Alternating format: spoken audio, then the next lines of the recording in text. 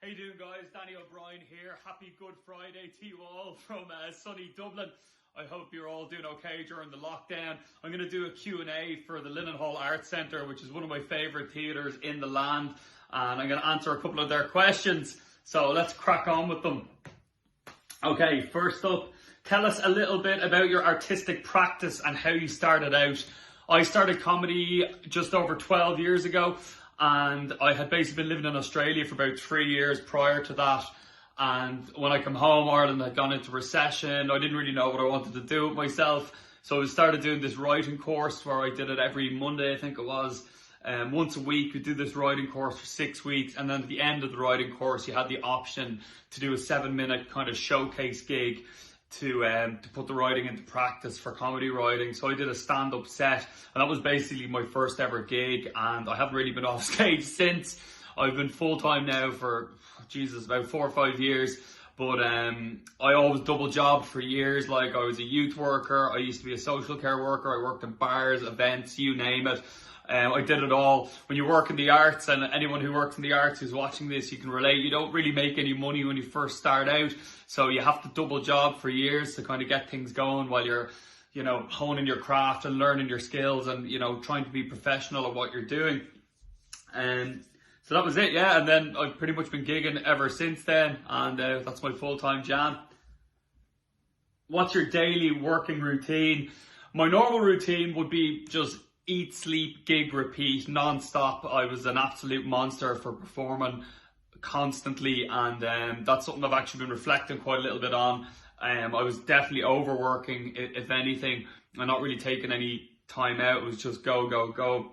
And now we've kind of been thrust into the exact opposite of that, which is, it's quite strange. So my normal routine would be, I do club gigs during the week if I was in the country, or if I wasn't away doing festivals, then I tour every weekend, usually from about January through to March, April. Then you have international festivals, and then you go into your summer festivals, and you come into the autumn, you might do an autumn tour, and then you're writing your new show constantly. You're turning over a new hour every year, so it's quite strange now because things have changed so much. So now my working routine now is that I get up, I do some exercise. This sitting room here is now my gym. So I set up my phone over there, and my gym does these like Zoom gyms. So everyone is in at the same time. So it's really cringe, but it's a bit of crack at the same time. And at least it forces you into a little bit of routine. So I have a few different writing projects and stuff that I'm doing at the moment. So I do some exercise, I make some food. I'm doing food videos every day on Instagram. So if you follow me on Instagram, it's at the O Brien Comedy. So I've been doing a new recipe every day that people can make really easily at home, that it's really budget friendly as well. So that's been up there every single day. And then, I usually do something in the evening, then a bit of Netflix. I've been walking a neighbour's dog. One of my neighbours has some health problems, so she's not actually, unfortunately, able to leave the house, which is no good, but she's got an amazing dog called Pony, who's a miniature Doberman, and I've been basically walking her pretty much every day or every other day. So it's like it's good exercise for the dog, and it's nearly like a therapy dog for me, so it's win-win for the both of us.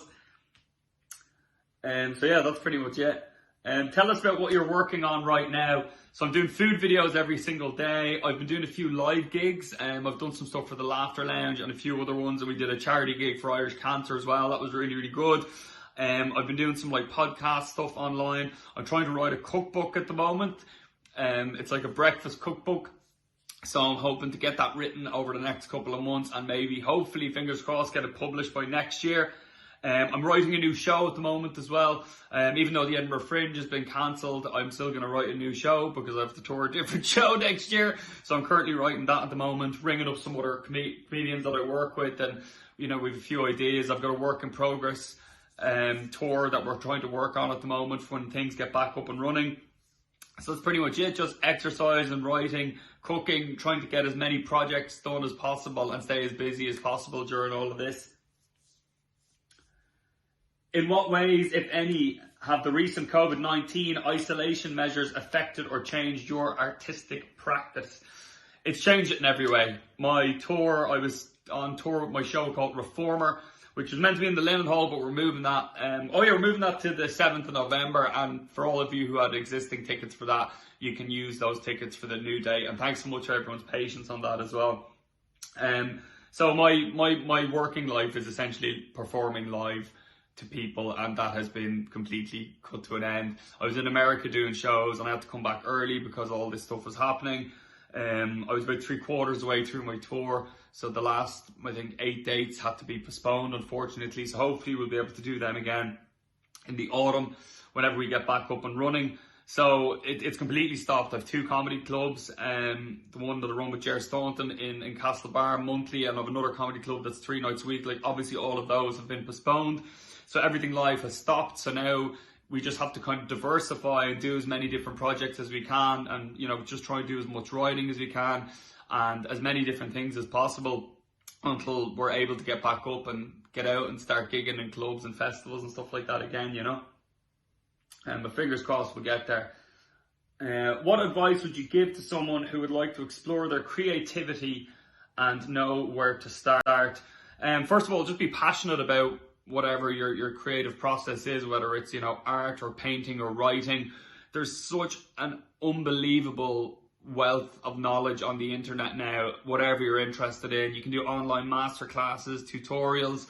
You can message other artists that are in the field that you're interested in, and most of them, I'm always happy to help anyone anything to do with comedy or even food. If anyone has any questions, I always answer them and try and help them out in any way I can, because I had loads of people who helped me out when I first started. And so I would get stuck into it, you know what I mean? If you love painting, paint as much as you possibly can, and diversify and try and learn from other people and work with other people, and just immerse yourself in it. Whatever creativity you love, just immerse yourself in it as much as possible and do it as much as you possibly can. And then the more you do it, the more you love it. And hopefully then that's something you can do as a career. But for me, I always found there's a big difference between a hobby and a career. And you can still love something and be passionate about it. But if you want to do something in the arts creatively as a job, you need to treat it like a job, and you need to work your arse off. You need to probably work harder than in any other sector, because it's a tough industry working in any kind of creative artistic industry. Just work as hard as you can, do as much as you can, learn as much as you can, consume as much as you can, whether it's like podcasts or read as much material about it, anything like that. I hope some of this was helpful to you guys.